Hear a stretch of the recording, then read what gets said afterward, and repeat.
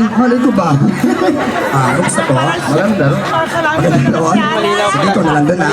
Malinaw, So, ang may nalilito ano na lang, po. may ilaw lang. Uy! Bakit? 26 ka? Bakit? Kung 26 ka, ano kung pitos? Grabe ka. Kailan ka pa naging 26? Fairness kay sir, maaga na bulok. Oo nga eh.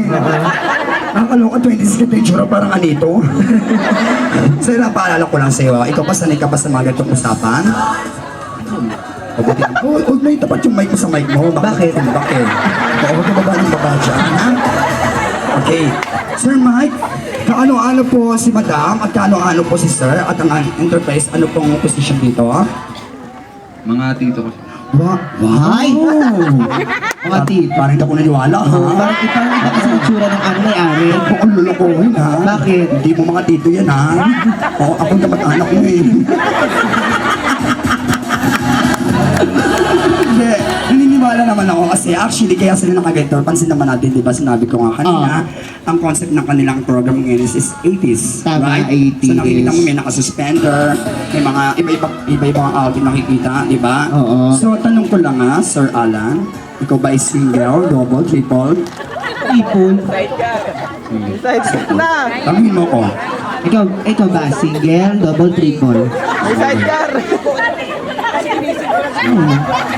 Ganun talaga. Sakit ka ba, kuya? Oo. Oo. Nangihina ka ba? Pwede ba matanong kung okay na ba yung ihin mo? Diretso na ba? Oo. May asawa? Meron. Uy! Paano nangyari? Uy, grabe ka ha? Oo. Hindi. Single ako pag wala. Ay. Oo, hanip nakakapambabae ka pa sa lagay na yan ha? Paano nangyayari yun? Oo, si Sir. Ano yan? Nandito ngayon nakinawa yung wife mo. Nasaan ko siya? Nasaan? Nasaan? Sa labo. Pwede po ba kayong tumayo? Tapos mag-ulis-ulis po kayo sa gitna. Ay, DJ, pakikipala yung mic ko. Kaya kasi pagsatuan ako eh. Eh, ba't pala tinahiya may asawa mo? Ang makatago ka, akala mo may atraso ka, ha?